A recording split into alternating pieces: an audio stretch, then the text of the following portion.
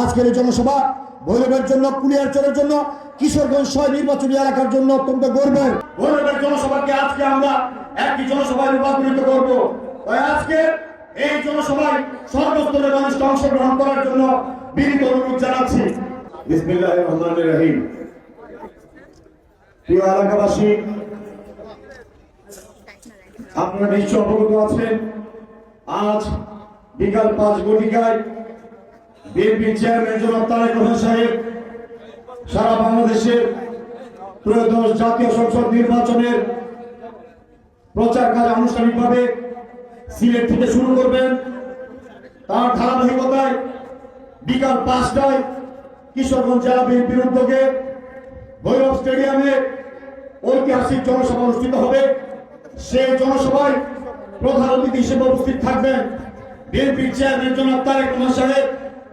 আমরা ভৈরব সর্বস্তরের জাতীয়তাবাদী দল সহ সর্বসাধারণের সকল স্তরের সকল শ্রেণী পেশার মানুষকে অনুরোধ করব, আজকের এই সমাবেশে আপনারা উপস্থিত হয়ে আগামী দিনে নতুন বাংলাদেশ গড়ার যে স্বপ্ন নিয়ে বিএনপির চেয়ারম্যান জনাব তারেক রহমান সাহেব বাংলাদেশের মানুষকে নিয়ে আন্দোলন সংগ্রাম করে এই পরিবর্তিত পরিস্থিতিতে রাষ্ট্র বিনির্মাণের একটি দফা কর্মসূচি দিয়েছেন, সেই কর্মসূচি বাস্তবায়ন করার লক্ষ্যে ইনশাআল্লাহ ভৈরবের জনসভাকে আজকে আমরা একটি জনসভায় রূপান্তরিত করব।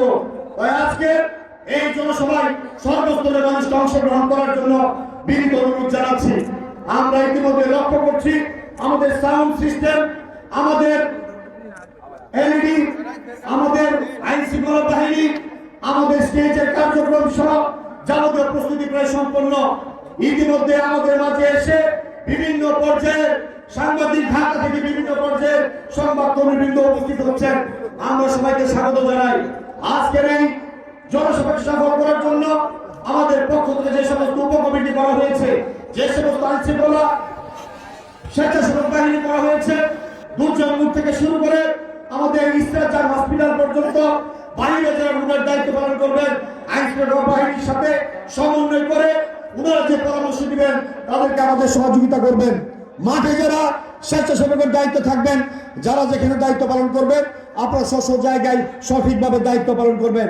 আজকের এই জনসভা ভৈরবের জন্য, কুলিয়ারচরের জন্য, কিশোরগঞ্জ ৬ নির্বাচনী এলাকার জন্য অত্যন্ত গর্বের।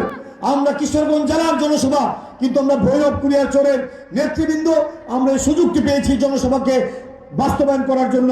সেই কারণে সকল নেতৃবৃন্দের কাছে বিনীত অনুরোধ থাকবে, আমরা যাকে যে দায়িত্ব দেওয়া হবে আমরা যেন সুচারুরূপে সেই দায়িত্বটুকু পালন করি। আমরা আমাদের অধিকার, আমাদের দায়িত্ব, আমাদের যে ইনস্ট্রাকশন, নির্দেশনা, তার বাইরে আমরা কোনো কিছু করার চেষ্টা করব না। আমরা যারা বিভিন্ন মাইক টেস্টিং চলছে, আমরা দুর্জয় মোড় থেকে ইসরাত জাহান পর্যন্ত